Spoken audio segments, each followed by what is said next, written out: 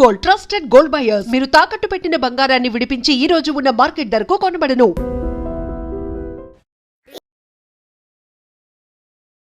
నమస్తే, నేను Kavitha. Welcome to iDream news and నిజాలు. ఇరాన్ని పాత రాతి యుగంలోకి తీసుకెళ్తాం, ప్రపంచంలోనే ఒక దేశ నాగరికత లేకుండా చేస్తాము అంటూ తీవ్రమైనటువంటి స్వరంతో హెచ్చరించినటువంటి డొనాల్డ్ ట్రంప్ ఇప్పుడు 2 వారాల తాత్కాలిక కాల్పుల విరమణని అనౌన్స్ చేశారు. At the same time Iran కూడా 10 అంశాలతో డిమాండ్లని ముందుకు పెట్టింది అమెరికా ముందు. అమెరికా దాన్ని యాక్సెప్ట్ చేసినట్టే కనిపిస్తోంది. కాకపోతే పాకిస్తాన్ మధ్యవర్తిత్వం వహించింది అంటూ సరికొత్త సంచలన కీలకమైనటువంటి ప్రకటన చేశారు.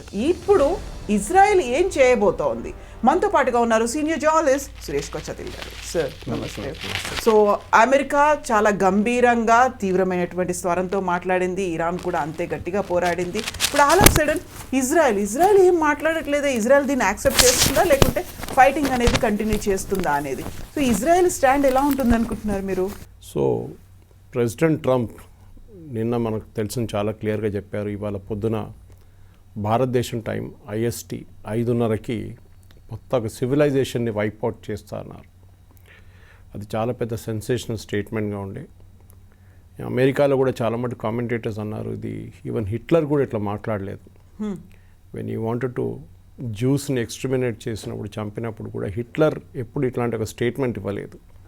మొత్తం సివిలైజేషన్ని వైప్అవుట్ చేసేస్తాను నేను చెప్పి, బాంబ్ చేస్తాను, బిల్డింగ్లు కొడతాను, బ్రిడ్జ్లు కొడతాను కాదు, సివిలైజేషన్ అంటే మొత్తం ప్రజల్ని చంపేస్తాను నేను. చాలామందికి భయం ఉండే ఏదో ఒక న్యూక్లియర్ థ్రెట్ ఉండొచ్చు అని. ఎందుకంటే ఇరాన్ లాంటి ఇంత పెద్ద ఒక దేశాన్ని మీరు డిస్ట్రాయ్ చేయాలంటే మీకు న్యూక్లియర్ వెపన్స్ యూజ్ చేయాల్సి ఉంది. టాక్టికల్ వెపన్స్తో పనికిరాదు. కానీ మనం ఏం చూసామంటే దాని తర్వాత ఒక సీజ్ ఫైర్ అనౌన్స్మెంట్ ట్రంప్ చేశారు. దాన్ని అంగీకరించుకుంటా అట్లా ఇట్లా కాకుండా చెప్పి ఇరాన్ కూడా సో అండ్ సో స్టేట్మెంట్ ఇచ్చారు అంతే, సేయింగ్ దట్ మేము ఒక 10-point ప్రపోజల్ పెట్టాము, దాన్ని అంగీకరించిస్తే దాని స్టార్టింగ్ పాయింట్ ఆఫ్ టాక్స్ ఉంటే మేము కూడా we will also strait of హార్మోస్ని స్లోలీ ఓపెన్ చేస్తాం, subject to lot of conditions. వాళ్ళ IRGC ఇన్స్పెక్షన్స్ ఉంటుంది, అలౌ చేయాల్సి వస్తుంది. అది కాకుండా టెక్నికల్ ప్రాబ్లమ్స్ ఉంది, అది కూడా సార్ట్ అవుట్. ఇప్పుడు ఏం జరిగిందంటే ట్రంప్, అమెరికాలో ఇప్పుడు కామెంటేటర్స్ ఒకవైపు ట్రంప్ టాకో అంటారు వీళ్ళు, ట్రంప్ ఆల్వేస్ చికెన్స్ అవుట్ అంటే లాస్ట్ మినిట్లో విత్డ్రా చేసుకుంటాడు ట్రంప్. అదే జరిగింది ఈసారి. ఈ యుద్ధం అమెరికాకి ఒక పెద్ద వియట్నాం వార్ లాగానే ఒక డిబాకల్ అయిపోయింది. ట్రంప్ అంగీకరించుకున్న 10 కండిషన్స్లో ఒకటి, యురేనియం గురించి ట్రంప్ మాట్లాడకూడదు, అమెరికా మాట్లాడకూడదు. నౌ మనం అర్థం చేసుకోవాలి కవిత గారు, ఈ యుద్ధం మొదలైంది ఇజ్రాయెల్తోనే, అమెరికాతో కాదు. ప్రాబ్లం ఇప్పుడు కూడా ఇజ్రాయెల్కి ఉంది, అమెరికాకి ప్రాబ్లం లేదు. ఇజ్రాయెల్ ప్రాబ్లం ఎందుకంటే ఇజ్రాయెల్ని ఆక్రమించుకుంటా 2 చోట్ల నుంచి, ఒకటి గాజా నుంచి హమాస్, లెబనాన్ నుంచి హెజ్బుల్లా, అది కాకుండా హూతీలు రెడ్ సీ దగ్గర యెమెన్లో కూర్చున్నారు. వీళ్ళు ముగ్గురు ఈ ప్రాక్సీస్ కలిసి ఇజ్రాయెల్ మీద దాడి చేస్తూనే ఉంటారు రెగ్యులర్గా. వాళ్ళని అరికట్టడానికే ఫస్ట్ ఫేజ్లో అక్టోబర్ 7th ఆ రోజు జరిగిన ఇజ్రాయెల్ మీద దాడి జరిగిన తర్వాత ఇజ్రాయెల్ ఆల్మోస్ట్ హమాస్ లీడర్షిప్ని కంప్లీట్గా ఫినిష్ చేసేసారు. హమాస్ తర్వాత ఒక సీజ్ ఫైర్కి వచ్చారు. వాళ్ళు బతుకున్న హాస్టేజెస్ని రిటర్న్ చేశారు, చనిపోయిన వాళ్ళ డెడ్ బాడీస్ కూడా రిటర్న్ చేశారు, ఇజ్రాయలీ హాస్టేజెస్. అది అక్కడికి ఆగిపోయింది అది. కానీ ఇప్పుడు కూడా హమాస్ని డిసార్మ్ చేయలేదు. ఆ రోజు ప్రెసిడెంట్ ట్రంప్ చెప్పారు, హమాస్ని డిసార్మ్ చేయాలంటే వాళ్ళ ఆయుధాలన్నీ కింద పెట్టి సరెండర్ కావాలి, వాళ్ళు ఇవాళ దాకా చేయలేదు. అక్కడ కూడా ట్రంప్ ఫెయిల్ అయ్యారు. ఎందుకంటే ఆ సరెండర్ నెగోషియేట్ చేసిన ట్రంపే అప్పుడు, US గవర్నమెంట్. ఇటు హెజ్బుల్లా వాళ్ళ కంప్లీట్ లీడర్షిప్ని కొట్టుపడిన తర్వాత కూడా హెజ్బుల్లా ఇంకా చాలా యాక్టివ్ ఉన్నారని తెలిసిపోయింది ఇప్పుడు. ఇజ్రాయెల్ ఏమో లిటనీ రివర్ దాకా అంటే సదర్న్ లెబనాన్ దాకా మొత్తం ఆక్యుపై చేసుకున్న తర్వాత కూడా 130,000 మంది అక్కడి నుంచి వాళ్ళు కంప్లీట్గా మూవ్ చేసేసారు పాపులేషన్, లెబనీస్ పాపులేషన్ని. దాని తర్వాత కూడా స్టెబిలైజ్ చేయలేకపోతున్నారు. వాళ్ళు ఆ యుద్ధంలో అక్కడ కంప్లీట్గా ఇన్వాల్వ్ ఉన్న టైంలో ప్రెసిడెంట్ ట్రంప్ ఎవరి దగ్గర అడగకుండా పాకిస్తాన్ ఒక ప్రపోజల్ ఇచ్చారు, దాన్ని బట్టి నేను అంగీకరిస్తున్నాను అని చెప్పేది I think it's a biggest diplomatic failure of America. Possibility దీని నుంచి ట్రంప్ రికవర్ కారు.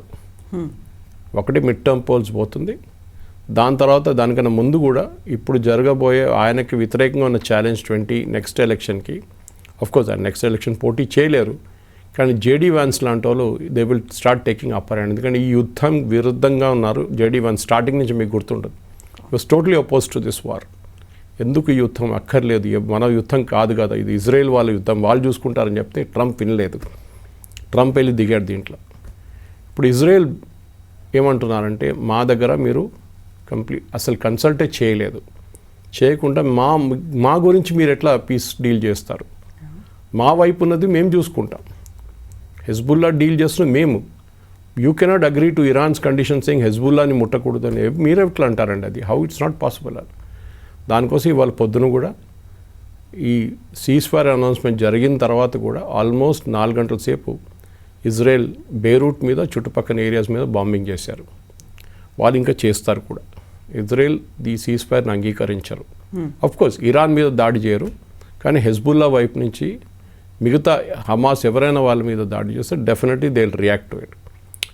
ఇజ్రాయెల్లో ఉన్న ఆపోజిషన్ లీడర్, యూజువల్లీ వీళ్ళ ఆపోజిషన్ లీడర్స్ క్రిటిసైజ్ చేయరు వాళ్ళ గవర్నమెంట్, మనలా కాదు. యుద్ధం ఉంటే వాళ్ళు గవర్నమెంట్ని బ్యాక్ చేస్తారు, కానీ గవర్నమెంట్ వ్యతిరేకంగా మాట్లాడరు. కానీ అక్కడున్న ఆపోజిషన్ లీడర్ కూడా ఇవాళ ట్వీట్ చేశారు. ఆయన ఏమన్నారంటే, ఇది ఏంటి నెటన్యాహుని ఇట్లా ఇన్సల్ట్ చేశారు ట్రంప్, ఇజ్రాయేలీ ప్రజల్ని ఇన్సల్ట్ చేశారు, మన దగ్గర అడగకుండా మన వ్యతిరేకంగా పోరాడుతున్న టెర్రరిస్ట్ వాళ్ళని సపోర్ట్ చేస్తూ ట్రంప్ ఎట్లా సీజ్ఫైర్ డిక్లేర్ చేస్తారు, నెటన్యాహు హెస్ ఫెయిల్డ్ అన్నారు. ఇది పెద్దగా స్టేట్మెంట్, ఎందుకంటే గత గారు ఇజ్రాయెల్లో ఎలక్షన్స్ వస్తుంది దగ్గరే, 2-3 నెలలు వచ్చేస్తుంది ఎలక్షన్.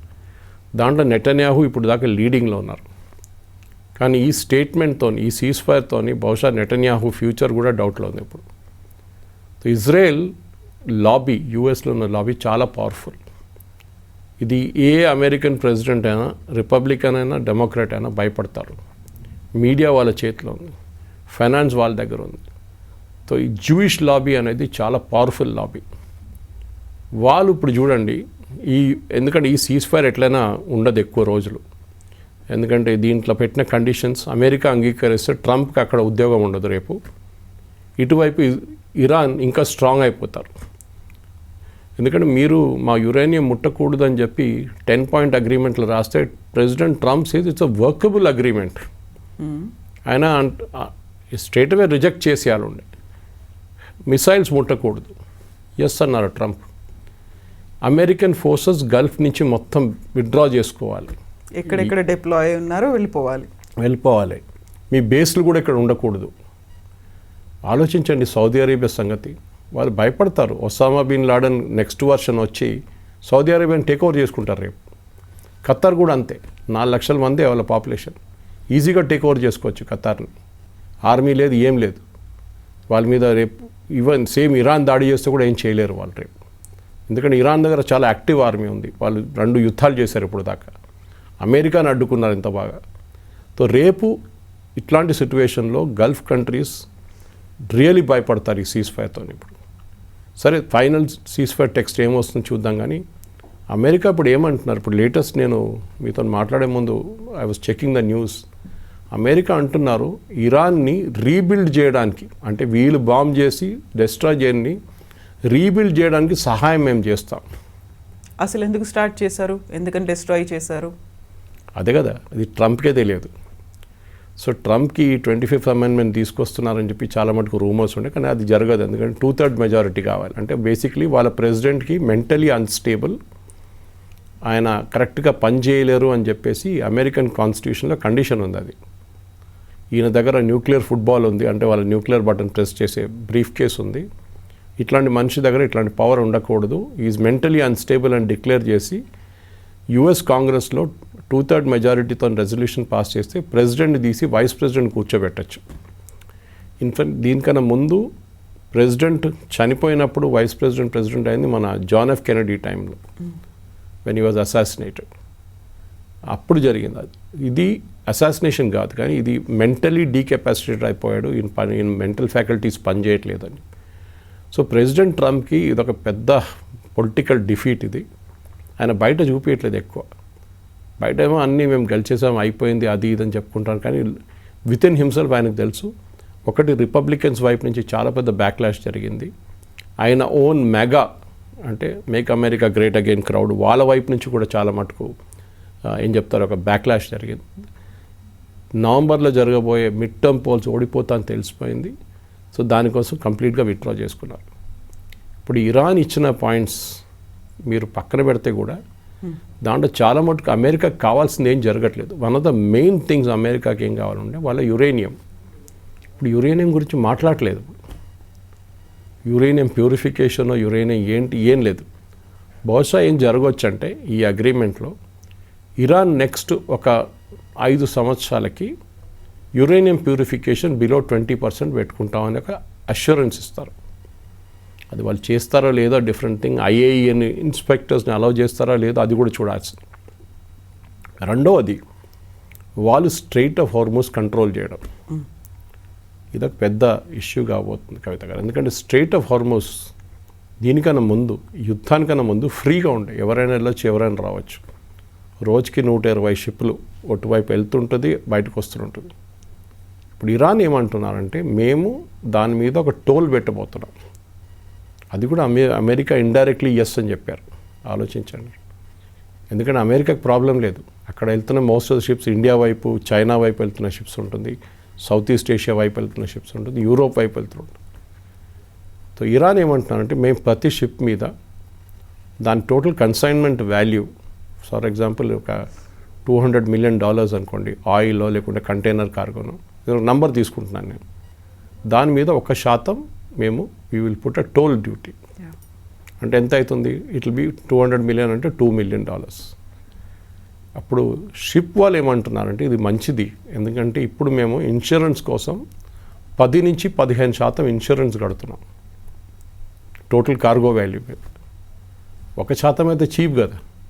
ఇరాన్కి డబ్బులు ఇచ్చేసి ఇన్సూరెన్స్ అక్కర్లేదు మాకు మినిమం ఇన్సూరెన్స్ తీసుకుంటామని చెప్పి వాళ్ళు మినిమం తీసుకుంటారు అంతే. సో ఇదొక పెద్ద విక్టరీ ఇరాన్కి. ప్రతి షిప్ నుంచి 1, 2 మిలియన్, 3 మిలియన్, 4 మిలియన్ దొరికితే వాళ్ళు ఏమంటున్నారంటే ఇది ఎందుకు తీసుకుంటున్నా మీరు అర్థం చేసుకోండి. మా ఇన్ఫ్రాస్ట్రక్చర్ని అమెరికా అండ్ ఇజ్రాయెల్ కలిసి మొత్తం డిస్ట్రాయ్ చేశారు. దాన్ని మళ్ళీ మేము రీకన్స్ట్రక్ట్ చేయాలంటే మాకు డబ్బులు కావాలి. మా దగ్గర డబ్బులు లేవు. మాకు లాస్ట్ ఒక 15 సంవత్సరాల నుంచి ఈవెన్ టిల్ ఒబామా టైం నుంచి మా మీద శాంక్షన్స్ ఉంది. మేము మా ఆయిల్ అమ్మలేకపోతున్నాం ఇంటర్నేషనల్ మార్కెట్లో డాలర్ వాల్యూతో. ఇప్పుడు మేము ఒకటి మా మీద ఉన్న మొత్తం కంప్లీట్ శాంక్షన్స్ తీసేయాలి. అది కూడా చాలా క్లియర్గా చెప్పారు. Primary sanctions and secondary sanctions రెండు తీయమంటున్నారు. అది కూడా 10 కండిషన్స్లో ఉంది. And president Trump surprisingly has said yes to it. నేను అనుకున్నాను ఈవెన్ ఒక ఫస్ట్ రీడింగ్ చూడగానే దీంట్లో ఏదో తప్పు ఉందనుకున్నాను ప్రెసిడెంట్ ట్రంప్ చెప్పింది, కానీ he is now repeated again saying it's a workable proposal. నాకు అర్థం కావట్లేదు. ఆయనకు ఒక పొలిటికల్ సూసైడ్ ప్రెసిడెంట్ ట్రంప్కి ఇది. యుఎస్లో అక్కడున్న డెమోక్రాట్స్ వాళ్ళు ఇడవరు, ఇన్ని ఎంటబడతారు. ఇప్పుడు మీరు ఎట్లా కన్సీడ్ చేశారు ఇరాన్కి ఇదంతా అని చెప్పేసి. ఎందుకంటే మొన్నదాకా ప్రెసిడెంట్ ఒబామాని ఈయన ట్రంప్ చాలా మటుకు తిట్టాడు. మీకు గుర్తుంటుంది, ఒబామా ఇరాన్కి $90 మిలియన్ ఎంతో డాలర్లు ఇచ్చారని చెప్పి ఒక పెద్ద స్టేట్మెంట్ ఇచ్చారు. ఇరాన్ న్యూక్లియర్ డీల్ సైన్ చేసిన తర్వాత అది యాక్చువల్లీ ఇరాన్ డబ్బులు ఉండేది. అమెరికా పాకెట్ నుంచి ఇవ్వలేదు, ట్యాక్స్ పేర్ నుంచి. ఇరాన్ అసెట్ సీజ్ చేసుకున్న డబ్బులు రిటర్న్ చేశారు అంతే. అది అగ్రిమెంట్లో ఉండే. ఆ అగ్రిమెంట్ ట్రంప్ క్యాన్సిల్ చేశారు. ఇప్పుడు ఆలోచించండి, ఒక అగ్రిమెంట్ ఉండే ముందు, దట్ అగ్రిమెంట్ వాస్ క్యాన్సిల్డ్. ఇప్పుడు కొత్త అగ్రిమెంట్ ఉంటే అది కూడా లేదు. అగ్రిమెంట్ అక్కర్లేదు అంటున్నారు ఇరాన్. ఇంకా అయిపోయింది, మేము ఏం కావాలంటే చేసుకుంటాం యురేనియంతో. దీనికన్నా ముందు కూడా ట్రంప్ చాలాసార్లు చెప్పారు, ఈవెన్ ప్రెస్ మీట్లో చెప్పారు ఆయన, దట్ ఏ రోజు ఇరాన్ దగ్గర న్యూక్లియర్ ఆయుధాలు వస్తుందో ఆ రోజు ఇజ్రాయెల్ మ్యాప్లో ఉండదు, మొత్తం వైప్అవుట్ చేసేసారు ఇజ్రాయెల్ అని చెప్పారు. అది గల్ఫ్ కంట్రీస్ కూడా భయం ఉంది. పక్కనున్న సౌదీ అరేబియా కానీ, ఇటు పక్కనున్న బహ్రెయిన్ కానీ, కువైత్ కానీ, ఖత్తర్, వీళ్ళందరికి భయం. ఒకసారి and they proved it, come what may. Saudi Arabia ఒక యుద్ధం పార్టిసిపేట్ చేయలేదు, ఖత్తర్ చేయలేదు, వీళ్ళెవ్వరు కూడా ఒక direct war except for Iraq. Iraq ఒక్కసారే వాళ్ళు 2 యుద్ధాలు ఫైట్ చేశారు. ఒకటి ఇరాన్తోని 8 సంవత్సరాలు, దాని తర్వాత మన సద్దాం హుసేన్ గద్దె దింపినప్పుడు ఆ particular weapons of mass destruction కోసం వచ్చిన కంప్లీట్ యుఎస్ ఫోర్సెస్ 2 సార్లు యుద్ధం జరిగింది ఇరాక్లో. వాళ్ళకు కొంచెం ఎక్స్పీరియన్స్ ఉంది, కానీ మిగతా ఏ దేశానికి అక్కడ ఎక్స్పీరియన్స్ లేదు. సో టుడే ట్రంప్ ఐడియా ఏంటంటే అక్కడ ఇరానియన్ ఆయిల్ని కంట్రోల్ చేయడం, అదే ఆయన మెయిన్ టాక్. మీరు చూసుంటారు వెనిజువేలా ఎందుకు వెళ్ళారు, ఆయిల్ కోసం వెళ్ళారు. ఇరాన్ ఎందుకు వచ్చారు, ఆయిల్ కోసం వచ్చారు. That is it. ఈ ఆయిల్ కోసమే ఈ గొడవ అంతా జరిగింది. యురేనియం కాదు, మిస్సైల్ కాదు, ఏం కాదు. అండ్ డెఫినెట్లీ దీని ఒక పెద్ద బ్యాక్లాష్ నెక్స్ట్ ఒక 2-3 రోజుల్లో ఒకసారి ఫైనల్ డీటెయిల్స్ బయటకు వస్తే నేను ప్రెడిక్ట్ కూడా చేస్తాను, బహుశా ఈ ఇస్లామాబాద్లో జరగాల్సిన టాక్స్ కూడా ఒక్కొక్కసారి జరగకపోవచ్చు. ఏప్రిల్ 10th అవుతాయి అని అనుకున్నవి జరగదు అది నేను అనుకుంటాను. ఎందుకంటే it will be a political suicide for Trump. And Israeli pressure ఎంత ఎక్కువ ఉంటుందంటే ట్రంప్ మీద మీడియా, యూఎస్ మీడియాలో అటాక్స్ మొదలవుతుంది. అది ట్రంప్ తట్టుకోలేరు అది. So that will be the end of political Trump అక్కడి నుంచి. అండ్ రాజీనామా చేసి వెళ్ళిపోతారు, that's a different thing. But ఒక లేమ్ డక్ ప్రెసిడెంట్ అయిపోతారు. దట్ ఇరాన్ లాంటి ఒక రాష్ట్రం మీద మీరు ఏమేమి చెప్పారు, మొత్తం సివిలైజేషన్ని ఫినిష్ చేసేస్తాను, ఒక బిల్డింగ్ ఉండదు, ఒక బ్రిడ్జ్ ఉండదు, ఒక ఏం చెప్తారు పవర్ ప్లాంట్ ఉండదు, ఏం ఉండదు అని చెప్పిన మనిషి వచ్చి పులిలాగా వచ్చి పిల్లిలాగా వెళ్ళిపోయారు. అంతే, అది జరిగిందనమాట. So definitely this is Trump the పెద్ద పొలిటికల్ లైఫ్లో ఇది పెద్ద ఒక ఏం చెప్తారు ఒక బ్లాక్ మార్క్. కాకపోతే ప్రపంచానికి మాత్రం ఒక రిలీఫ్ అనేది కనిపించింది. ఏం జరగలేదు, అంత బాగానే ఉంది, కొంచెం మన మీద బర్డెన్ పడకుండా తగ్గింది, కనీసం ఒక 2 వీక్స్కైనా పీస్ఫుల్గా ఉండబోతోంది అనేటువంటి ఒక రిలీఫ్. ఎంత అయినప్పటికీ కూడా ట్రంప్ అలా ఎందుకు చేశాడు అనుకున్నప్పుడు పోన్లే థ్యాంక్ గాడ్ ఇప్పటికైనా యాక్సెప్ట్ చేశాడు అనే ఒక ఫీల్ అనేది ఉంది. బట్ నెక్స్ట్ ఏం జరగబోతోంది, అంత ఈజీగా ఎంత పొలిటికల్ సూసైడ్ అనుకున్నప్పటికీ ఇరాన్ మాత్రం అంత స్ట్రాంగ్గా ఎలా ఉండగలిగింది, తన మాటని ఎలా నెగ్గించుకోగలిగింది అనేది. మనం దీనికన్నా ముందు కూడా మాట్లాడాం కవిత గారు. ఇరాన్ సద్దాం హుసేన్తో 8 నుంచి 9 సంవత్సరాల యుద్ధం ఒకటి ఉండే. ఇంగ్లీష్లో అంటారు కటింగ్ యువర్ టీత్ అంటారు, అంటే మీ ఎక్స్పీరియన్స్ మీరు అక్కడి నుంచి వచ్చింది. 9 సంవత్సరాలు సద్దాం హుసేన్ లాంటి ఇరాక్లో ఉన్న ఆర్మీతో పోరాటం చేయడం అనేది ఈజీ కాదు. ఆ యుద్ధంలో ఎవరు గెలవలేదు, సద్దాం హుసేన్ గెలవలేదు, ఇరాన్ కూడా గెలవలేదు. కానీ చాలామంది చనిపోయారు, వేలాది మంది చనిపోయారు సోల్జర్స్, ఇక్కడ అక్కడ 2 వైపులు. డ్యామేజెస్ చాలా జరిగినాయి. ఎయిర్ ఫోర్స్ ఇద్దరిది ఆల్మోస్ట్ నాశనం అయిపోయింది. దాని తర్వాత ఈవెన్ స్ట్రేట్ ఆఫ్ హొర్ముస్, ఈ హొర్ముస్ మనం ఇవాళ మాట్లాడుతున్నాం, ఆ రోజు కూడా హొర్ముస్ మీద షిప్పుల మీద దాడి చేశారు. ట్యాంకర్ వార్ అంటారు దాన్ని.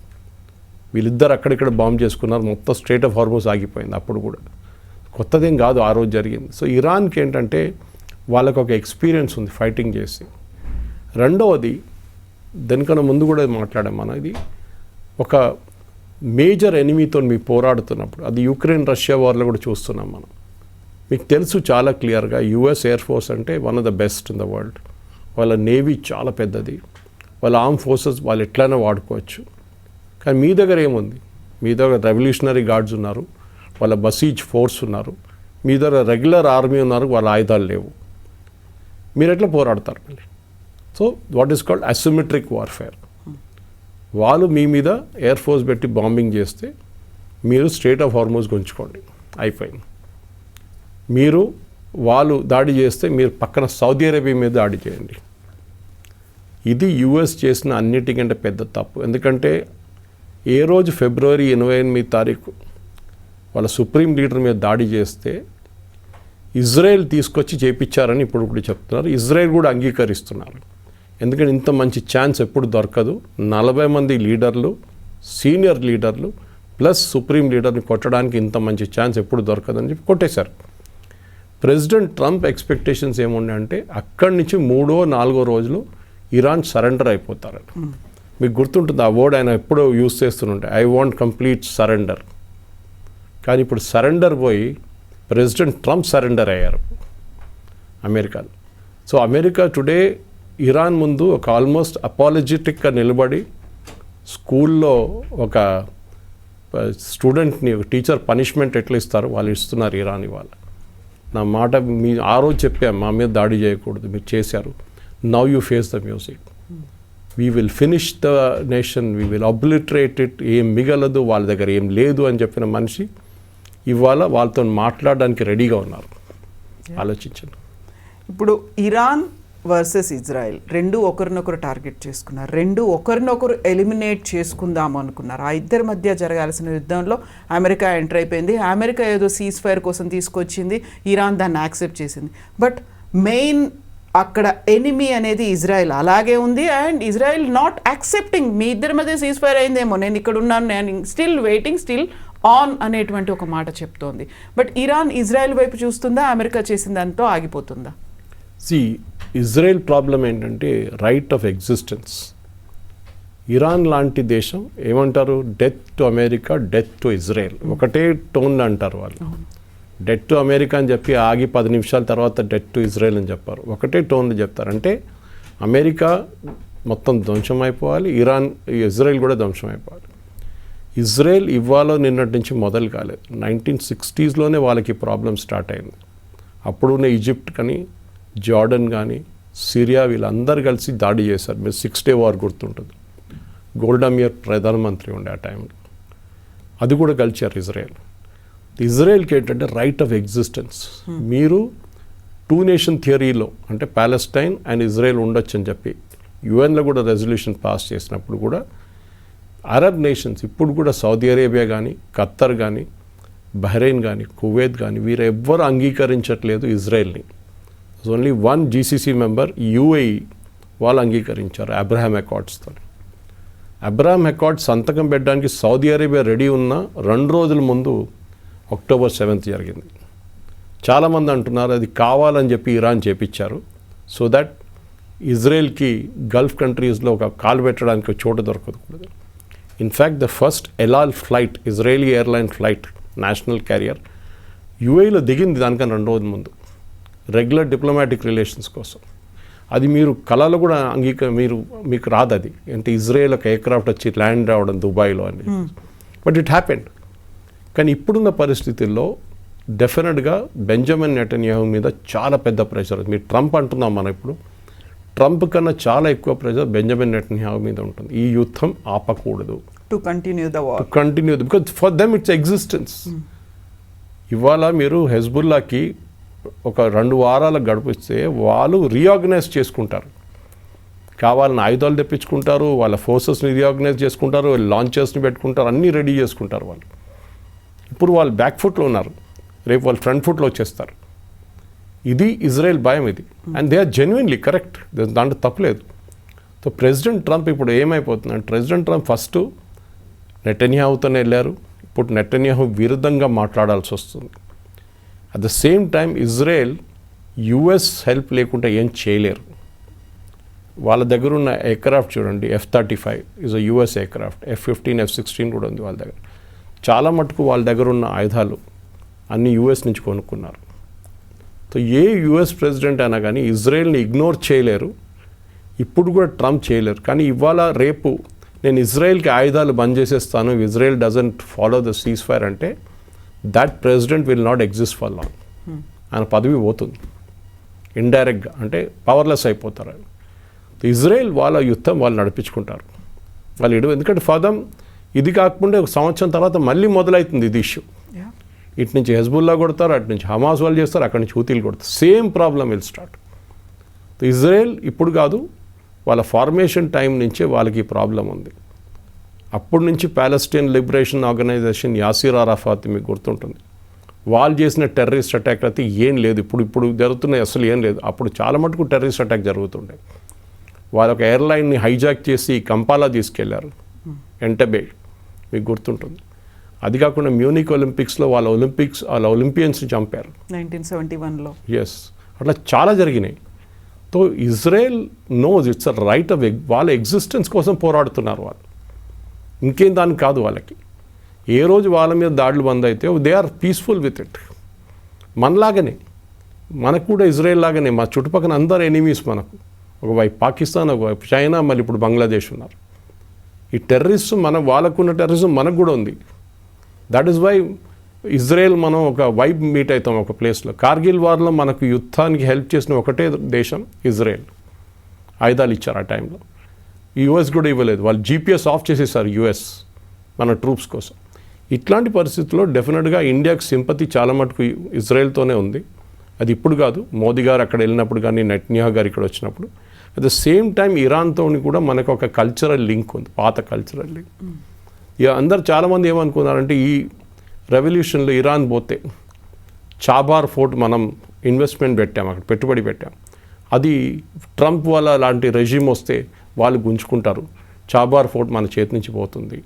పాకిస్తాన్తో చాలా close Trump, so Chabahar port India నుంచి తీసేసేయండి, ఇండియాకు యాక్సెస్ చేయకూడదు అంటారు పాకిస్తాన్. ట్రంప్ అంగీకరిస్తారు కూడా. కానీ it's good that this resume పడలేదు, వీళ్ళు డిస్పోజ్ చేయలేకపోయారు. సో రెజ్యూమ్ ఉంది ఇంకా. కానీ ఎంత ఏం చెప్తారు స్ట్రిక్ట్గా ఉంటారో రెజ్యూమ్ మనం చూడాల్సింది. ఎందుకంటే ఈయన రెజ్యూమ్ చేంజ్ అని అక్కడ వెళ్ళిండు ట్రంప్. ఇప్పుడు కూడా అంటున్నారు రెజ్యూమ్ చేంజ్ అయిపోయింది. ఫస్ట్ లెవెల్ వెళ్ళిపోయారు, సెకండ్ లెవెల్ని కొట్టేసాం, మూడవ లెవెల్ చాలా రీజనబుల్ మనుషులతో మాట్లాడారు. మూడో లెవెల్ వాళ్ళు పంపించిన 10 ఐటెంలు చూడండి ఒకసారి. నార్మల్ మన దేశంలో కూర్చొని మనం రీడ్ చేస్తే మనకే భయం వస్తుంది, ఏంట్రా ఇట్లాంటి కండిషన్స్ పెట్టారు వీళ్ళని ఇరాన్ అని. దాన్ని మేము అంగీకరిస్తున్నామని చెప్పి ట్రంప్ స్టేట్మెంట్ ఇచ్చారు. ఇప్పుడు అమెరికాలో మీరు మీడియా ఏ ఛానల్ ఆన్ చేయండి, అందరూ ట్రంప్ వ్యతిరేకంగా మాట్లాడుతున్నారు. That Trump has lost the war. And దాంట్లో బికాస్ ఈ కండిషన్స్ అంగీకరించారు. అమెరికా చెప్పిన ఒక్క కండిషన్ కూడా ఇరాన్ అంగీకరించట్లేదు. వాళ్ళు 15 కండిషన్స్ పంపించారు, మనకు తెలియదు అది ఏంటనేది. కానీ దాంట్లో చాలా మటుకు యురేనియం కానీ మిసైల్స్ కానీ అన్నీ ఉన్నాయి దాంట్లో. కానీ రెజీమ్ చేంజ్ జరగలేదు. అక్కడున్న రెజీమ్ వాళ్ళ పాత రెజీమ్ కన్నా చాలా హార్డ్ కోర్ మిలిటెంట్ రెజీమ్గా మారిపోయింది. మేజర్ చేంజ్ కవిత గారు, ఈవెన్ అమెరికన్ న్యూస్ ఛానల్స్ చెప్తున్నాయంటే వాళ్ళ ముల్లాల చేతి నుంచి రూల్ ఇప్పుడు ఐఆర్జీసీ చేతికి వెళ్ళిపోయింది. ఇరాన్ రెవల్యూషనరీ కోర్ గార్డ్ వాళ్ళ చేతిలో ఉంది. ఇప్పుడు కంట్రీ వాళ్ళు నడిపిస్తున్నారు. And they will be far more ruthless. అక్కడున్న ప్రజలు ఎవరైనా రోడ్డు మీద తిరిగి ప్రొటెస్ట్ చేస్తే అంతే సంగతి వాళ్ళది. ఇదే ట్రంప్ 45,000 మందిని చంపేశారు. ఈ 45,000 చంపిన మనుషులతోనే మీరు ఇప్పుడు మాట్లాడుతున్నారు. మీరు డిమాండ్ చేస్తారా రేపు దట్ ఈ చంపిన వాళ్ళు ఎవరెవరు ఉన్నారో వాళ్ళని ఒక ఇంటర్నేషనల్ వార్ క్రైమ్స్ ట్రిబ్యునల్ ముందు తీసుకురామని చెప్పారు ట్రంప్. He's literally last. ఆయనకి అక్కడి నుంచి ఎట్లయినా పారిపోవాలి. ఒక మంచి ఎక్స్క్యూజ్ దొరికింది, ఇది సీజ్ ఫైర్ అని చెప్పి. ఇప్పుడు ఆయన అక్కడి నుంచి మాయమైపోతాడు. ఇజ్రాయెల్ ఏం చూసుకుంటారు వాళ్ళు చూసుకుంటారు, నాకు తెలియదని చెప్పి వెళ్ళిపోతారు. అదే ఇప్పుడు జరుగుతుంది. సో ఇక్కడే మళ్ళీ ఇంకొక క్వశ్చన్ కూడా కనిపిస్తోంది. ప్రతి స్టేట్మెంట్కి స్టిక్ అయి లేరు డొనాల్డ్ ట్రంప్. ఇప్పుడు ఈ 2 వీక్స్ సీజ్ ఫైర్ అనే దానికైనా స్టిక్ అయి ఉంటారా? ఎందుకంటే ప్రతి చోట బ్యాక్లాష్ అనేది వస్తుంది, ప్రతి చోట ప్రొటెస్ట్లు అనేది అవుతున్నాయి. ఈయనే మెయిన్ చేశారు, మళ్ళీ వెనక్కి వచ్చేసారు అనేది ట్రంప్నే బ్లేమ్ చేస్తున్నారు. కాబట్టి దాన్ని రియలైజ్ అవుతారా, మళ్ళీ కంటిన్యూ చేస్తారా, ఏం చేస్తారు అని? నేను చెప్పాను చూడండి, ఈ సీజ్ ఫైర్ కొలాప్స్ అయిపోతుంది, దాంట్లో డౌట్ లేదు. అదర్ వైలెన్స్ మళ్ళీ తిరుగుతుందా, బాంబింగ్ మళ్ళీ చేస్తారంటే అది డిఫరెంట్ థింగ్. బహుశా అమెరికన్ ఫోర్సెస్ విత్డ్రా చేయడం మొదలు పెట్టేశారు ఆల్రెడీ. సో అమెరికా ఈ వార్ నుంచి లిటరలీ విత్డ్రా చేస్తున్నారు. రేపు బాంబింగ్ కావాలంటే ఇజ్రాయెల్ చేసుకుంటారు, కానీ మేము చేయమని చెప్పేస్తారు వాళ్ళు చాలా మటుకు. బికాస్ ఇరాన్ ప్రాబ్లం ప్రిన్సిపల్ అమెరికాతో కాదు, ఇజ్రాయెల్తో ఉంది వాళ్ళకి ఇష్యూ. ఇప్పుడు కాదు, ఈ షా ఆఫ్ ఇరాన్ ఉన్న టైం నుంచి వాళ్ళకి ప్రాబ్లం ఉండే. కానీ ఆ షా ఆఫ్ ఇరాన్ టైంలో Israel and Shah were very close. తర్వాత కదా ఖొమేనీ వచ్చి దాని తర్వాత ఒక థియోక్రాటిక్ స్టేట్గా మూవ్ అయిపోయారు.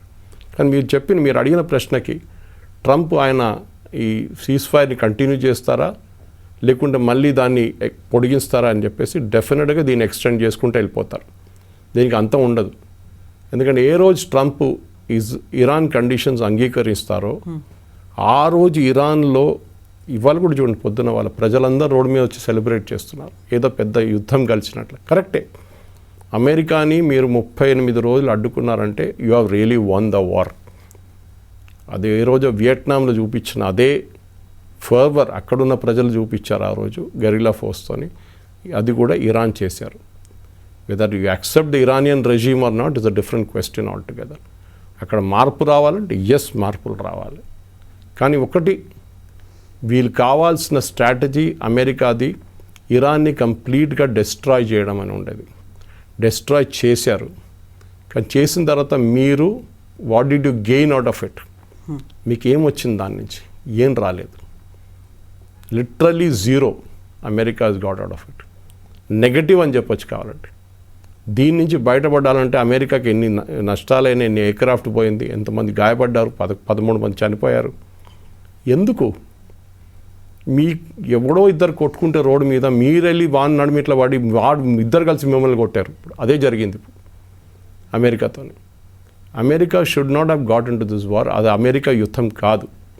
కానీ ఇజ్రాయెల్ వాజ్ వెరీ స్మార్ట్. వాళ్ళు అమెరికాకు ఏం చెప్తారు, ఒక ఆలివ్ బ్రాంచ్ ఇచ్చి చెప్పారు, చూడండి అక్కడ వాళ్ళు కూర్చున్నారు, మీ కామన్ ఎనిమి మా కామన్ ఎనిమి, మన ఇద్దరు కలిసి కొడదాం. కొట్టారు. కానీ అక్కడి నుంచి 3వ రోజు 4 రోజులు ఆ యుద్ధం ఆగిపోవాలండే, సరెండర్ కావాలంటే అది 38 రోజుకి వచ్చి సీజ్ ఫైర్కి వచ్చాము. సో డెఫినెట్గా Trump this ceasefire will not work out. మీరు స్టాంపే మీరు రాసి తీసుకోండి. ఎందుకంటే అంగీకరిస్తే అది ట్రంప్ది పొలిటికల్ సూసైడ్ ఉంటుంది. ఆ రోజు ట్రంప్ ఒక లేమ్ డక్ ప్రెసిడెంట్గా మారిపోతారు. ఈజ్ అ వీక్ ప్రెసిడెంట్ అని స్టేట్మెంట్ చాలా ఇస్తారు. ఆయన ప్రెస్ కాన్ఫరెన్స్ మీరు చూసుంటారు. They have nothing, they have lost everything, they don't have air force, they don't have navy. అరే బాస్, ఇవాళ మీరు వాళ్ళతో కూర్చొని మాట్లాడాల్సిన పొజిషన్కి వచ్చేసారు వాళ్ళు. అది మీరు అంగీకరించాలి. That is their resolution. అది వాళ్ళు సద్దాం హుసేన్ వ్యతిరేకంగా చూపించారు, ఇప్పుడు మీ వ్యతిరేకంగా కూడా చూపిస్తున్నారు. ఇది చాలా ఇంపార్టెంట్. అండ్ ఐ థింక్ ఇంకా 2 రోజులు చూడండి, అమెరికాలో ఇప్పుడు చాలా హీటెడ్ పొలిటికల్ డిబేట్ నడుస్తుంది దీని మీద. రేపు రిపబ్లికన్ పార్టీలోనే ఒక రెబెలియన్ రావచ్చు. ఎందుకంటే మీకు గుర్తుంటుంది, జేడీ వ్యాన్స్ యుద్ధంలో ఇద్దరు ఎక్కువ మాట్లాడని వ్యక్తులు, ఒకటి జేడీ వ్యాన్స్ ఒకరు, and next was Marco Rubio. వీళ్ళిద్దరు ఈ వార్ వ్యతిరేకంగా ఉన్న మనుషులు వీళ్ళిద్దరు. Fellow who was pushing for the war was Pete హెస్కెత్. ఇప్పుడు చూడండి, mark my word, just like Pam బాండీని ఎట్లా ఫైర్ చేశారో పీట్ హెస్గెత్ని ఫైర్ చేస్తారు ఇప్పుడు ప్రెసిడెంట్ ట్రంప్. ఈడే చేశాడు అని చెప్పి ఆల్రెడీ దాన్ని అన్నారు కదా, నీ వల్లే నువ్వే పుష్ చేసావు అని చెప్పారు. చూడండి, ఓపెన్గా చెప్పేశారు. నౌ హీల్ సే ఇదంతా happen because of this fellow, fire him, అంతే. సో దట్ నేను క్లీన్, చూడండి నా రికార్డ్ అంతా క్లీన్, నేను చాలా బాగా చేశాను. This fellow was useless Pete హెస్గెత్, వాడు చేసింది ఇదంతా, వాడిని నేను డిస్పోజ్ చేసేసాను, అయిపోయిందని. Then you will fire Tulsi Gabbard also, intelligence failure అంటారు.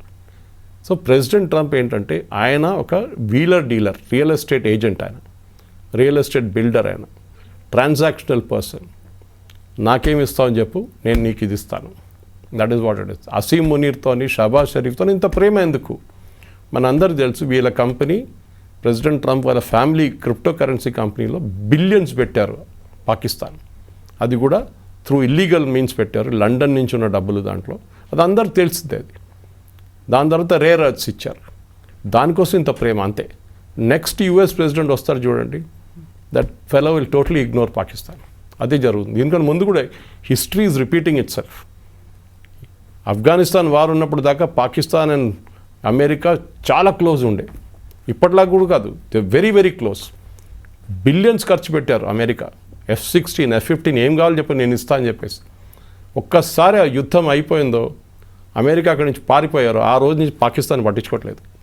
ఇప్పుడు మళ్ళీ ఈ ఇరాన్ వార్ కోసం వాడుకుంటున్నారు వాళ్ళు. కానీ ఈ ఇరాన్ వార్ ఏ రోజు ఫ్లాప్ అవుతుందో, ఫ్లాప్ అయింది, పాకిస్తాన్ పక్కన పెట్టేస్తారు. Because end of the day even ఇజ్రాయెల్కి తెలుసు Pakistan is a bigger threat than Iran. Muslim నేషన్స్లో only nuclear power today is Pakistan. Iran ఎంత థ్రెట్ ఉందో పాకిస్తాన్ కూడా అంత పెద్ద థ్రెట్టే వాళ్ళకి. రేపు అదే టెక్నాలజీ వాళ్ళు అమ్ముకుంటారో ఏం చేస్తారు, కానీ డెఫినెట్లీ ఇరాన్ మీద ఇజ్రాయెల్ కన్ను ఉంటుంది. దీనికన్నా ముందు కూడా నేను చెప్పాను ఈ మాట. అండ్ డెఫినెట్లీ దీనికన్నా ముందు ఇందిరాగాంధీ గారు ఉన్న టైంలో ది వాంటెడ్ టు బ్రామ్ కహుతా అలా న్యూక్లియర్ ప్రాజెక్ట్ని. ఇందిరాగాంధీ గారు రీఫ్యూలింగ్ స్టాప్ చేయలేదు పఠాన్కోట్లో. That's a part of history. లేకుండా ఆ రోజు Pakistan was been a zero nuclear power. కానీ మనం చేయలేదు. ఈరోజు వాళ్ళ దగ్గర న్యూక్లియర్ వెపన్స్ ఉంది, చూద్దాం. కానీ Israel, I think Israel will not allow ఈ యుద్ధాన్ని. అట్లా వాళ్ళు ఇడవరు, ఇరాన్ని ఫినిష్ చేసే వాళ్ళు ఉంటారు. వాళ్ళు అది ఎట్లా చేస్తారో వాళ్ళ గేమ్ ఉంటుంది, అది సపరేట్గా. Yes, sir. Thank you so very much. much. Thank you. And for more videos, Please subscribe to iDream. Please subscribe to iDream. Please subscribe iDream. And please subscribe to iDream. For more videos, subscribe to iDream. please like, share and subscribe to the channel. Congratulations, iDream. Subscribe to iDream. Subscribe to iDream. So subscribe to iDream Media. iDream team అందరికి huge congratulations. Please subscribe iDream Media. Please subscribe to iDream. Subscribe iDream. Please subscribe to iDream. iDream అంటే నా కళల ఛానల్ను subscribe చేసుకున్న నోరు తిరుగుతలేదు, మీరైతే గంట గుర్తు కొట్టండి. For more such videos, please subscribe to iDream. Subscribe to iDream. Please subscribe to iDream. Please subscribe iDream Media. Please do subscribe to iDream. Please subscribe to iDream Media. For best entertainment and information, please subscribe iDream. And don't forget to subscribe to iDream.